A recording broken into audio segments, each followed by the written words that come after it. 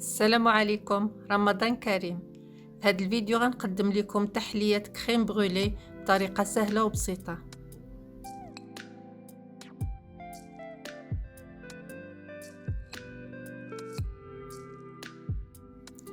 بالنسبة للمقادير غنحتاجو نص لتر د لاكريم مسوسة، 6 د البيضات، 85 غرام د السكر، 1 عويد الفاني، واللي ما عندوش يستعمل ساشي د السكر الفاني. نفرقو الصفر د البيض من الابيض،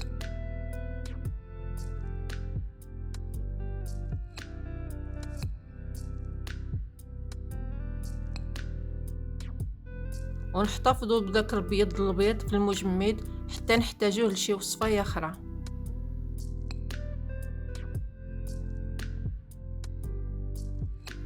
نسخنوا لاكريم مع عويد الفاني، واللي ما عندوش العويد الفاني يسخن لاكريم بوحديتها بلا ما يزيد لها شي حاجه.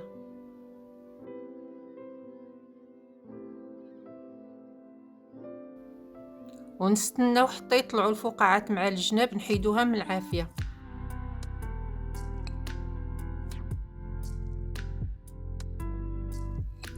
نخلطوا صفر البيض مع السكر والفاني،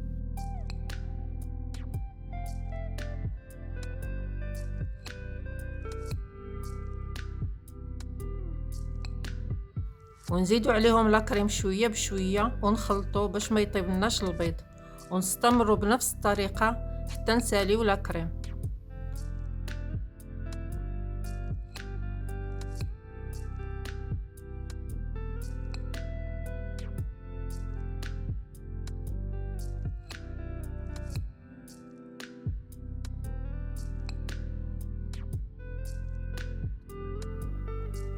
نحطوا القوالب ديالنا في شي اناء الفران ونعمروهم بالخليط.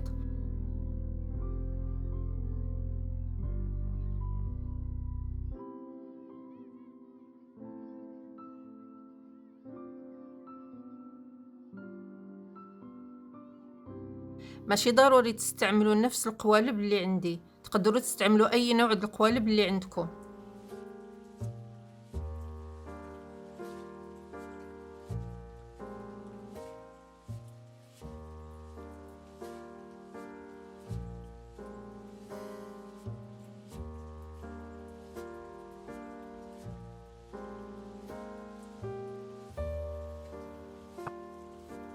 نسخنوا الفران على 170 درجة ونعمروا الإناء بالماء طايب حتى لوسط القوالب.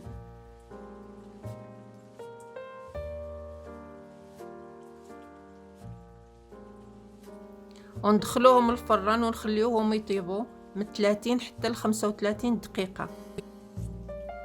ها كيف خرجوا من الفران، ما خصش يتحمروا من الفوق.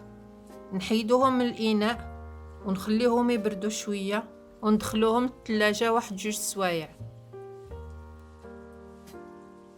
بعد 2 سوايع نخرجوهم الثلاجة ونرشوهم بشوية السكر ونحرقوهم بالشاليمو.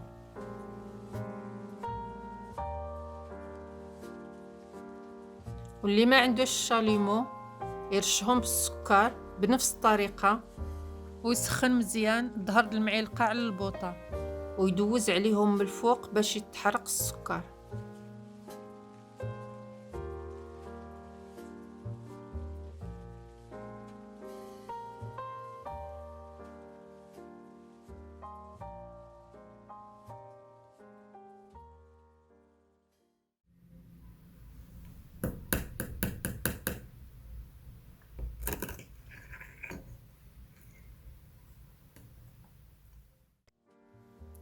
هكا غنكونوا سالينا الوصفه ديالنا، راها سهله وكتجي زوينه بزاف مع العشاء ولا مع السحور.